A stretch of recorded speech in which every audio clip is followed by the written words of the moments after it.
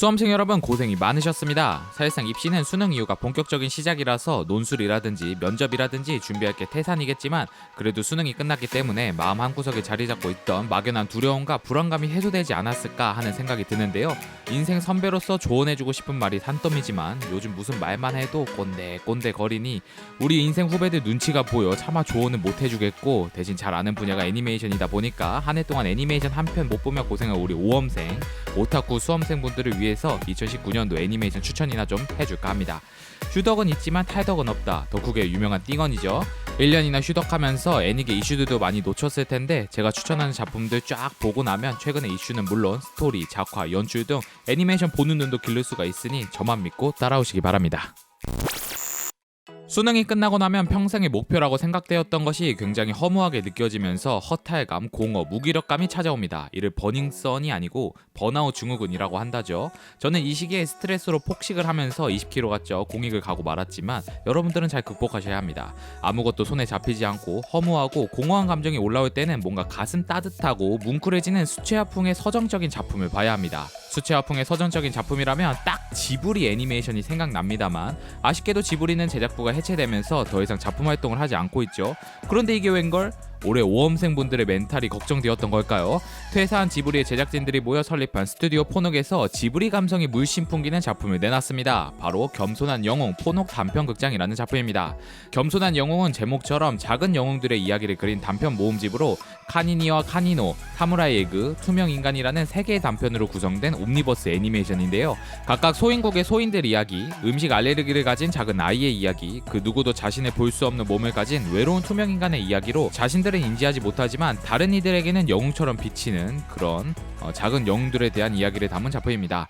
10분 정도의 단편 3개를 엮었기 때문에 전개가 빨라 부담없이 보기 좋고 지브리 작품은 아니지만 그 제작진이 만든 작품으로서 충분히 지브리의 감성을 느낄 수 있어 공허한 마음을 조금이나마 달랠 수 있는 그런 작품이 아닐까 생각이 듭니다. 학업으로 쌓인 스트레스는 모름지기 칼질로 풀어야죠. 그런 의미에서 제가 올해 가장 재밌게 본 TV 애니메이션인 귀멸의 칼날을 추천하지 않고서는 진행이 안됩니다. 귀멸의 칼날은 소년점프에서 떠오르는 기대작이었던 고토게 코요하루 작가의 만화를 때깔 좋은 화면을 구사하는 유프터블이 영상화를 맡아 제작한 애니메이션인데요. 내용 자체는 시대물로 가족을 죽이고 망가뜨린 원수에게 복수하는 여정을 그린 정석적인 왕도 작품이지만 시대극답게 피 튀기는 묘사가 많이 등장하고 또 간간히 좋은 전투신을 그려냈기 때문에 자신을 짜증나게 한 누군가를 베어버리고 싶었던 지난날을 떠올리면서 보시면 아주 좋지 않을까 싶습니다. 귀칼의 작화와 연출에 대한 국내의 평가가 높은데 솔직히 유포터블의 전작이 더 나으면 나았지 귀칼이 더 낫다고는 할 수 없겠습니다만 단 주인공 탄지로가 사용하는 전집중 호흡이라는 기술은 만화체로 정말 매력적인 포렘 이펙트를 보여주기 때문에 전집중 호흡 이 작화 하나만을 위해서라도 귀칼은 꼭 봐야 될 작품이라고 생각합니다. 귀찮으시면 유튜브에서 짤로라도 보셔야 됩니다. 짤로 보실 거면 화제가 많이 되었던 19화의 장면을 꼭 보시길 바랍니다. 레이아웃과 타이밍이 좋아서 저도 2번이나 봤걸랑요. 그러니까 여러분들도 수능은 한 번만 보시고 귀칼이나 2번 보시기 바랍니다. 공부하다 보면 이런 생각이 든 적 많지 않습니까? 내가 이걸 왜 하고 있지? 좋은 대학 가려고 그러지? 근데 좋은 대학 가면 뭐가 좋지? 좋은 직업을 가질 수 있지? 근데 좋은 직업을 가지면 뭐가 좋지? 돈을 많이 벌 수 있지? 근데 돈을 많이 벌면 뭐가 좋지? 맛있는 걸 사 먹을 수 있구나. 잠깐만. 그러면 고작 맛있는 걸 사 먹기 위해 공부하는 거란 말이야? 네, 이건 너무 같고 실제로는 사회와 이런 사회를 만든 어른에 대한 비판을 하게 되죠. 하지만 우린 이미 알고 있지 않습니까? 사회의 어른은 변하지 않는다는 사실을요. 그래서 꾹 참고 끝까지 버틴 거잖아요. 날씨아이는 이러한 나쁜 사회와 어른들 때문에 고생한 우리 오험생들을 공감해주고 달래주는 애니메이션입니다. 신카이 마코토는 다들 아시죠? 너의 이름으로 대박났던 감독인데 올해 신작을 들고 나왔어요. 비가 그치지 않는 어느 여름날 가출소녀 호다카가 날씨를 맑게 만들 수 있는 소녀 히나를 우연히 만나면서 일어나는 이야기를 그리고 있는데 주인공을 우리 주변에 흔히 볼 수 있는 인물로 설정한 것도 그렇고 종족시키려는 어른과 이에 대항하는 아이라는 서사도 그렇고 우리 오험생분들이 보면 아마 공감을 많이 하지 않을까 싶어서 가져와 봤습니다. 감독이 영화를 통해 전달하려는 메시지가 뭔지 생각해보면서 보시면 더욱 재밌게 보실 수 있을 것 같네요. 학업으로 쌓인 스트레스는 모름지기 칼질로 풀어야지요. 다만 앞서 언급한 귀칼이 그냥 식칼이라면 요 작품은 장미칼입니다. 바로 도로로입니다. 도로로는 일본 만화의 신 데즈카 오사무가 1967년에 소녀 선데이 연재했던 시대극 만화가 원작으로 1969년에 애니메이션화 이후 무려 50년이 지난 2019년에 다시금 리메이크가 이루어진 애니메이션인데요. 신체의 11개 부분이 결손난 상태로 태어난 소녀 하키마루가 꼬마 도적 도로로와 함께 요괴를 퇴치하고 자신의 신체를 되찾아가는 내용의 작품입니다.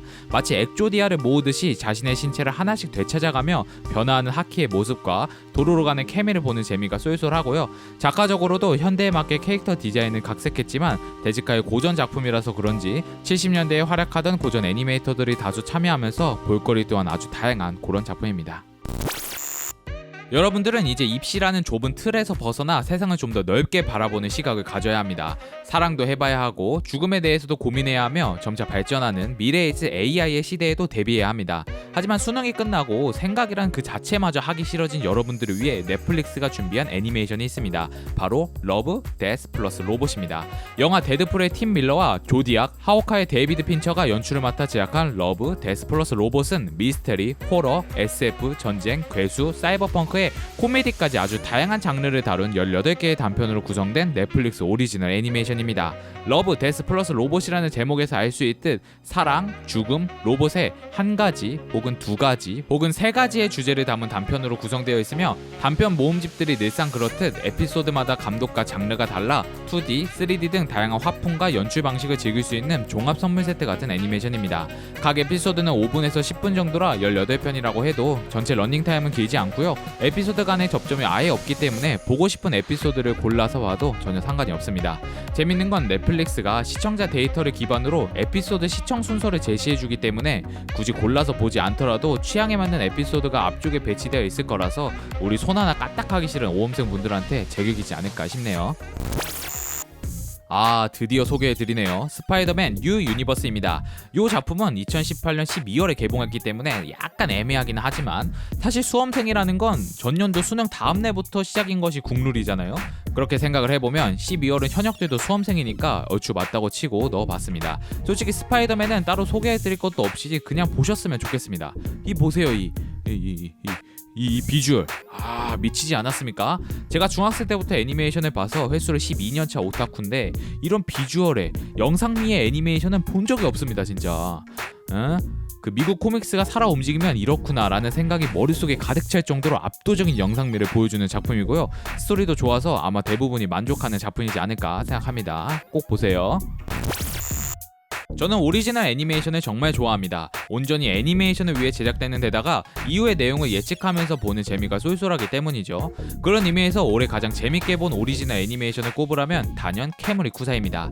아무도 주목하지 않았던 캐모노 프렌즈를 자신의 능력으로 분기 탑에 올려놓았지만 그 보답으로 감독 자리에서 잘리고만 오모토 타츠키는 자신이 예전에 만들어놨던 애니메이션을 좀 더 보완해 TVA로 내놓게 되는데요. 그 작품이 바로 캐무리 쿠사입니다. 붉은 안개에 덮여 대부분의 생명체가 사라지고 황폐해진 지구에서 거대한 벌레 형태의 괴물들과 살아가는 생존자들의 이야기를 그린 작품입니다. 캐무리 쿠사라는 풀을 태워 연기를 날리지 않으면 붉은 안개로 인해 살아갈 수 없는 환경이나 벌레 형태의 괴물 등 바람계곡의 나우시카가 언뜻 떠오르지만 그와 별개로 오리지널 애니메이션이라는 점을 이용해 배경과 떡밥을 철저히 숨기고 그걸 조금씩 풀어가며 이야기를 전개하면서 시청자들로 하여금 고찰과 분석을 하게 만든 수작이라고 할 수 있습니다. 질 낮은 3D로 작화적으로는 문제가 많은 애니메이션이지만 그걸 감수하면서 볼 만큼 이야기가 매력적이고요. 특히 마지막 화는 카타르시스를 느끼게 할 만큼 엔딩이 훌륭하기 때문에 만약 보기 시작했다면 끝까지 보셨으면 하는 그런 애니메이션입니다. 자, 이렇게 2019 오험생분들을 위해 7개의 작품을 소개해드렸는데요. 뭔가 아쉽다, 소개해준 7개의 작품에서는 볼 게 없다고 할 아주 까탈스러운 분들을 위해 아쉽게 선정되지 못한 2군 애니메이션들도 소개해드릴까 합니다. 덤벨 몇 킬로까지 들 수 있어, 디스 인챈트, 부기팝은 웃지 않는다, 약속의 네버랜드, 해수의 아이, 호시아이의 하늘, 이렇게 6작품인데요. 덤체몇은 여고생이 운동하는 코미디 일상물로 간단하게 보고 싶다고 하시는 분께 추천하면서 학업 핑계로 운동 안 한 여러분들께 자극을 줄 겸 넣어봤습니다. 참고로 저는 75kg고요 3대 250치입니다. 네, 덤비세요. 디스 인챈트는 심슨 가족 제작진이 만든 작품인데 중세시대를 배경으로 정략 결혼을 하기 싫어서 결혼식 날 왕자 죽이고 짠 공주의 모험담을 그린 작품입니다. 심슨 가족 특유의 풍자와 개그가 전반에 깔려 있는데 기가 막히게 재밌습니다. 관심 있다면 꼭 보세요. 수능은 한 번만 보고 디스인센트는 2번 보세요. 네, 시즌 2까지 있으니까. 부기팝은 참 저랑 인연이 많은 작품인데 일본 서브컬처를 공부하다 보면 부기팝이 정말 중요한 작품이거든요. 그래서 라노베도 읽고 애니도 봤습니다만 그 부기팝 제작진이 레인이라는 작품도 만들었거든요. 제가 부기팝 전에 레인을 먼저 보고 부기팝을 봤는데 와 진짜 그때가 너무 힘든 일주일이었어요. 너무 괴로웠거든요. 그 짜증나는 연출이며 같은 효과음이며 진짜 떠올리기가 싫은데 여튼 부기팝이 올해 리메이크가 되어서 나왔걸랑요. 그래서 5기가 들어서 한번 봤는데 또 재밌더라고요. 네, 2019년판 부기팝은 잘 만들었어요. 네, 추천합니다. 약속의 네버랜드는 소년점프의 인기 많아죠. 저는 딱 1부까지만 보고 그 뒤로는 보지 않았는데 애니메이션으로 나왔길래 한번 봤더니 역시 좋았습니다. 노이타미야는 항상 훌륭하죠. 특히 스릴러 잘 만들잖아요. 네버랜드는 원작 자체가 좋아요. 만화나 애니 둘 다 추천합니다. 헬스의 아이는 좀 심오한 내용의 극장판 애니메이션이에요. 바다가 배경인데 우주와 생명과 자연의 이야기가 막 펼쳐진답니다. 스토리 때문에 가져온 건 아니고 바다가 배경인 만큼 거의 매 장면이 바다에서 이루어지는데 그 바다와 물의 표현이 죽여주거든요. 이제 겨울이지만 시원한 물 느낌, 물냄새 한번 맡아보시라고 가져와 봤습니다. 포시아이의 하늘은 아직 방영 중인 4분기 애니메이션인데요. 천공의 에스카플로네와 철한 바디의 감독 아카네 카즈키의 오랜만에 TV에 복귀작으로 오리지널 애니메이션입니다. 패부 직전에 남자 테니스부에서 일어나는 일을 그리고 있는데 그렇다고 청춘 테니스물은 아니고요. 가정폭력이나 아동학대, 이지매 등의 사회 문제를 묘사하는 조금 딥한 작품입니다. 재밌게 보고 있고 사춘기 이야기다 보니까 공감이 되실 것 같아서 가져와 봤습니다. 자, 요 정도면 정말 열심히 애니메이션 추천해 드렸죠. 한 해 동안 정말 고생 많았고요. 이제 인생 끝난 게 아니라 본격적으로 시작을 하는 거니까 마무리 잘 하시고 제가 추천한 애니메이션들 보면서 남은 인생 뭐 먹고 살지 이렇게 고민하는 시간 가졌으면 좋겠습니다. 그리고 대학 가도 살 안 빠지고 남자친구 여자친구 안 생기니까 그냥 애니메이션이나 보세요. 알겠죠? 자, 진짜가 나타났다. 다들 길을 비키고 머리 숙여라. 아니다 됐다. 다들 일어나. 핸드폰을 꺼내서 판방은 돌아라. 야 너네 거기 지금 뭐하냐. 죄라 검색하고 빨리 구독 눌러라. 시간이 없다. 미안 사실 굴하다. 생방송은 아니니까 너네만